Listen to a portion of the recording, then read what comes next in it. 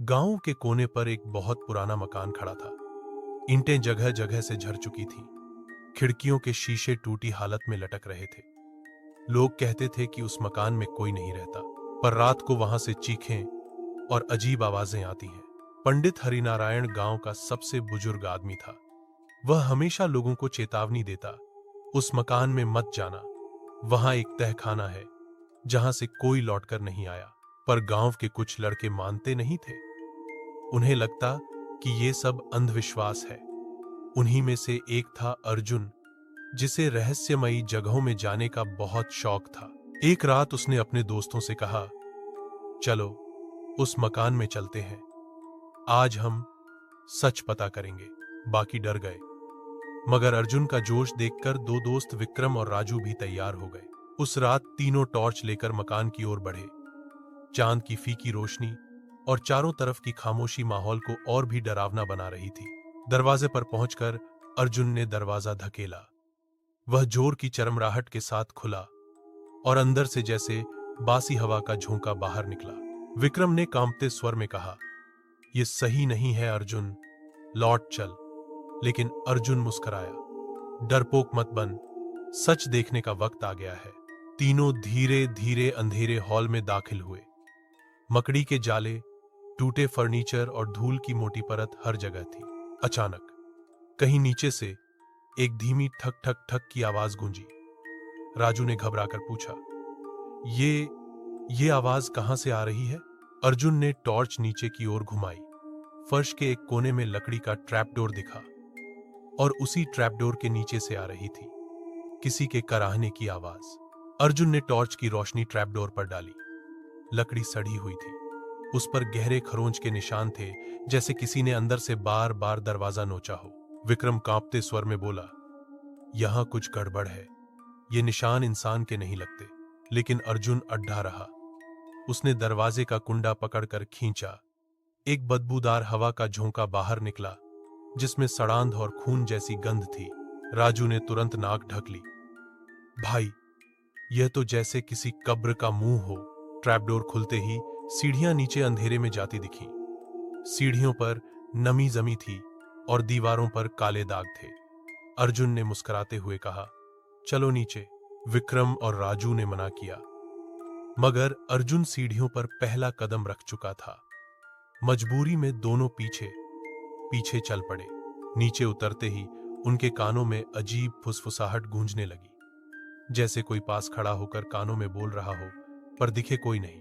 विक्रम ने टॉर्च घुमाई तो दीवार पर उखड़े हुए लाल रंग के हाथों के निशान दिखाई दिए। राजू का गला सूख गया। ये खून है क्या? अर्जुन ने बिना रुके कहा, बस चुप रहो, अभी पता चल जाएगा। सीढ़ियों के अंत में एक छोटा कमरा था। वहां एक लोहे का दरवाजा था, जिस पर जंग लगी हुई थी। अचानक दरवाजे के पीछे से जोरदार चीख गूंजी, इतनी भयानक कि तीनों के कान सुन्न हो गए। विक्रम डरकर पीछे हट गया और बोला, अब बस अर्जुन, ये जगह इंसानों के लिए नहीं है। पर अर्जुन की आंखों में जिज्ञासा और बढ़ चुकी थी।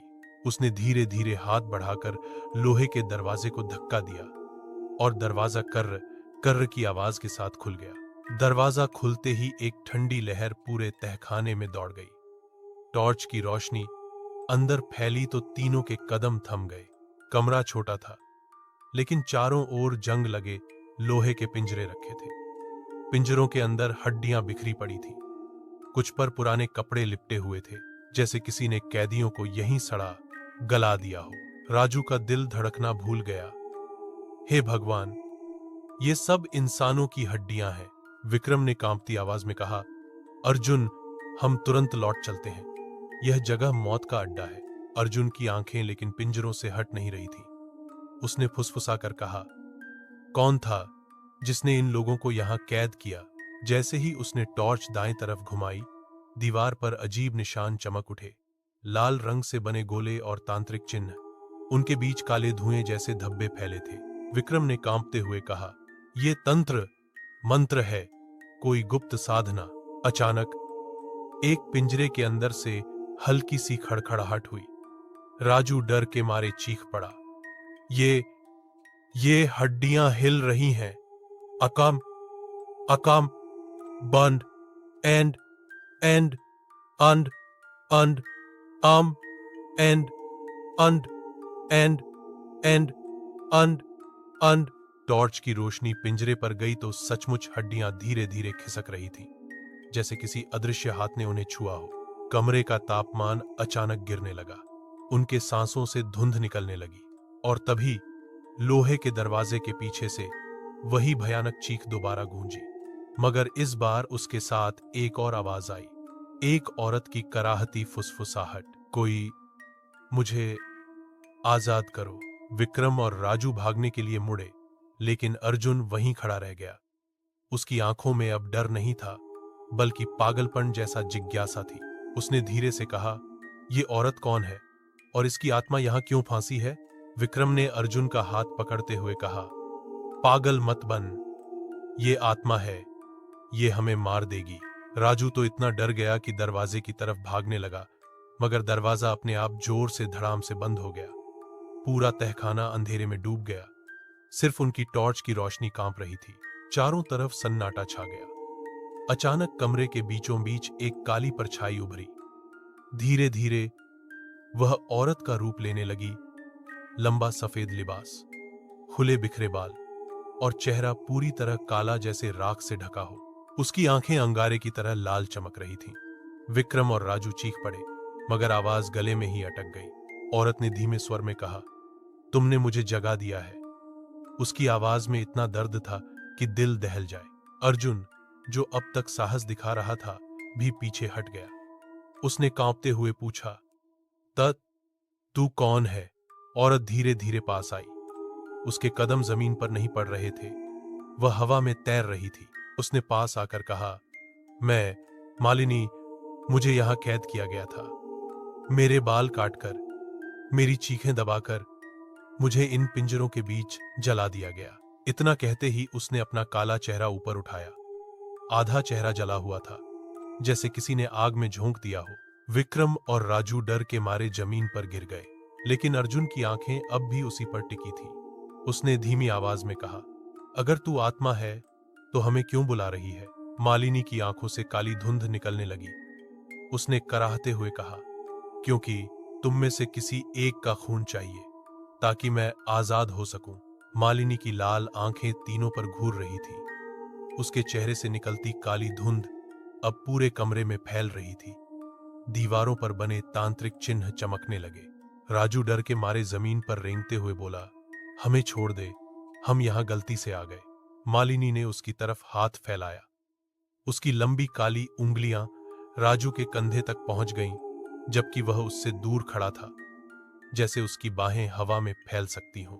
राजू की चीख निकल गई, बचाओ। विक्रम ने पत्थर उठाकर मालिनी पर फेंका, पर पत्थर उसके आर पार निकल गया और दीवार से टकराकर गिर पड़ा। मालिनी हंसने लगी। उसकी हंसी पूरे तहखाने में गूंज रही थी, तीखी, चुभती और कान फाड़ देने वाली। मुझसे कोई नहीं बच सकता, सिर्फ खून ही मुझे आजाद करेगा। उसकी नजरें अर्जुन पर टिक गईं। अर्जुन का चेहरा पीला पड़ गया, पर उसने हिम्मत जुटाकर कहा, अगर हम तेरी मदद करें तो तू हमें छोड़ देगी? मालिनी ने धीरे से कहा, हां, लेकिन कीमत देनी होगी। अचानक पिंजरों में पड़ी हड्डियां अपने आप हिलने लगीं। कुछ हड्डियां उठकर हवा में नाचने लगीं और लाल धुंध में घुलकर गायब हो गईं। राजू कांपते हुए बोला, ये जगह, ये तो किसी नरक से कम नहीं। मालिनी ने जोर से चिल्लाकर कहा, अब फैसला करो, कौन देगा अपना खून? तभी अर्जुन ने जेब से चाकू निकाला और अपनी हथेली पर हल्की कट लगा दी। खून की बूंदें फर्श पर टपकीं। जैसे ही खून गिरा, जमीन कांपने लगी। दीवारों से कराहने की आवाजें आने लगी। मालिनी की आंखों की लाल चमक और तेज हो गई। उसने हवाओं में तैरते हुए कहा, बस यही चाहिए था। लेकिन अगले ही पल अर्जुन चीख पड़ा। उसकी हथेली से खून रुक ही नहीं रहा था। अर्जुन की हथेली से खून लगातार बह रहा था। फर्श पर लाल बूंदें गिरते ही तांत्रिक गोले चमकने लगे। दीवारों पर बने चिन्हों से काला धुआं उठने लगा और पूरा कमरा लाल रोशनी से भर गया। राजू ने घबराकर अर्जुन का हाथ पकड़कर कपड़ा बांधने की कोशिश की। भाई, ये खून रुक नहीं रहा। मालिनी की आवाज गूंजी, ये खून अब मेरा है।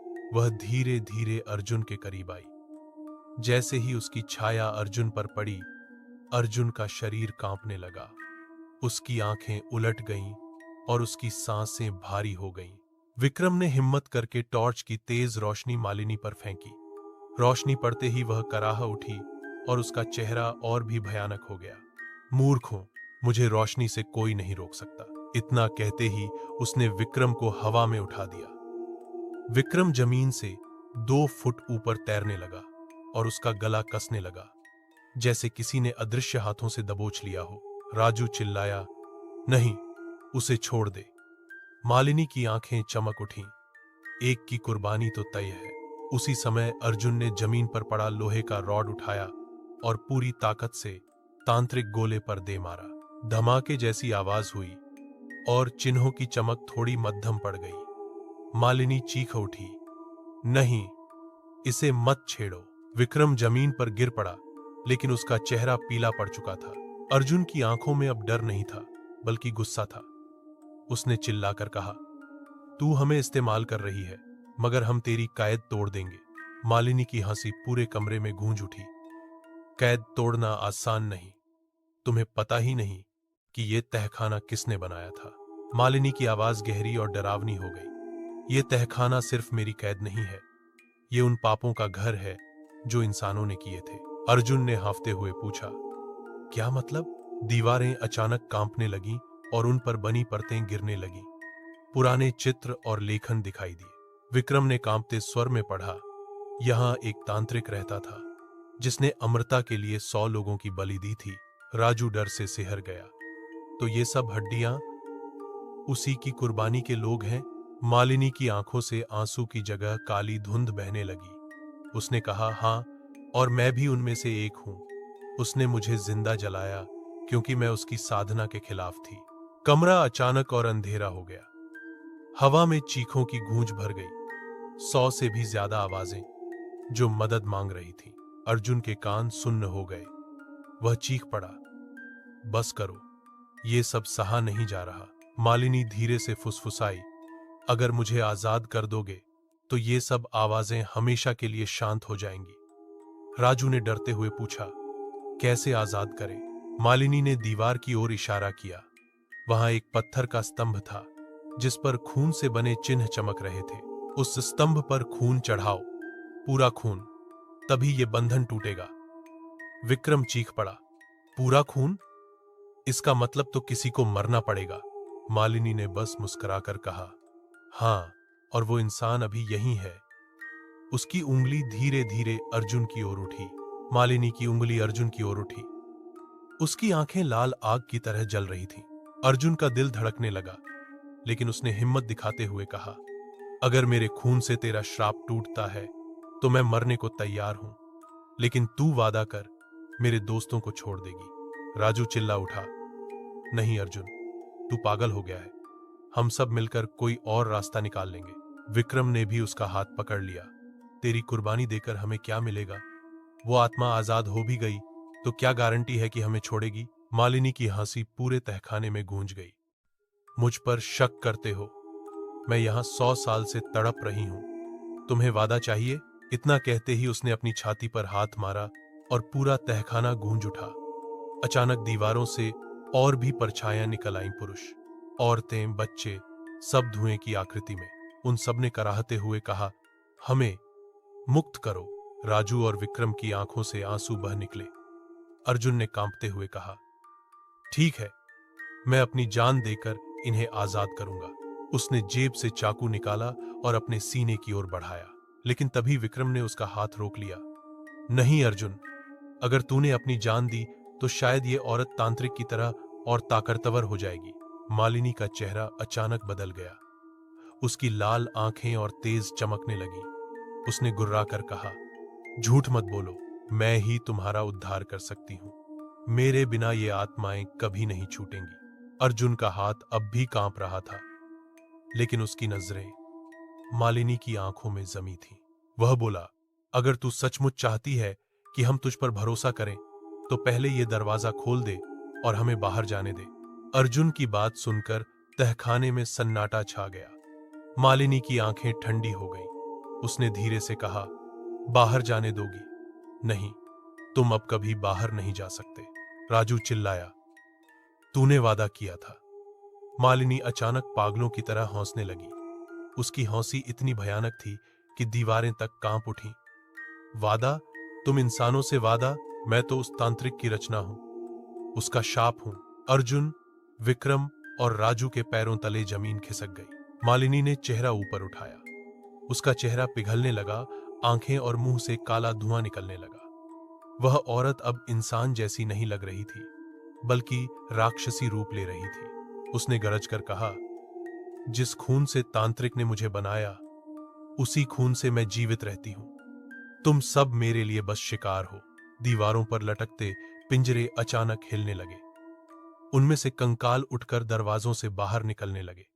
सैकड़ों हड्डियां एक साथ खड़क रही थी। विक्रम और राजू भयभीत होकर दीवार से चिपक गए। अर्जुन ने चिल्लाकर कहा, तो तू हमें धोखा दे रही थी। तू किसी आत्मा को मुक्त नहीं करना चाहती। मालिनी की परछाई लंबी होकर पूरे कमरे में फैल गई। उसने दहाड़ते हुए कहा, अब तुम तीनों मेरे लिए वही करोगे जो बाकी 100 ने किया, अपनी जान देकर मुझे और मजबूत बनाओगे। अचानक तहखाने की जमीन फटने लगी। नीचे आग जैसी लाल रोशनी चमकने लगी। राजू चीख उठा, ये जगह तो नर्क का द्वार है। और अगले ही पल तीनों के पैरों के नीचे की जमीन टूटने लगी। जमीन टूट चुकी थी। आग की लपटें चारों तरफ उठ रही थी। अर्जुन ने साहस जुटाकर अपने बैग से वह पुराना ताबीज निकाला जो उसने मंदिर से चुराया था।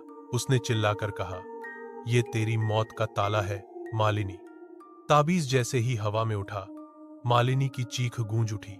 उसकी राक्षसी आकृति पीछे हटने लगी। विक्रम और राजू ने पूरी ताकत से उस ताबीज को तहखाने के बीचों बीच फेंक दिया। तुरंत बिजली कड़कने लगी, दीवारें टूट गईं और चारों तरफ कंकाल राख में बदलने लगे। मालिनी तड़पते हुए बोली, नहीं, तुमने मेरी सदियों की मेहनत मिटा दी। आखिरी बार उसकी परछाई आग में समा गई और तहखाना ढहने लगा। तीनों किसी तरह बाहर भागे। जैसे ही सूरज की पहली किरण पड़ी, वह पुराना हवेली हमेशा के लिए राख हो गई। तीनों जमीन पर गिरकर हाँफने लगे। राजू बोला, ये सच था, हमने सच में एक नरक देखा। अर्जुन ने कांपते हुए कहा, हां, और अगर हम देर करते तो शायद हम भी उन पिंजरों में लटक रहे होते। वे तीनों बचे तो सही, मगर उनकी आंखों में उस रात का डर हमेशा के लिए बस चुका था। क्योंकि जब हवेली राख में बदल रही थी, तब आखिरी पल पर उन्होंने एक हल्की फुसफुसाहट सुनी थी, मैं वापस आऊंगी। अगर तुम्हें यह डरावनी कहानी पसंद आई हो तो चैनल कहानी लाल को सब्सक्राइब जरूर करना, क्योंकि अगली बार डर और भी गहरा होगा।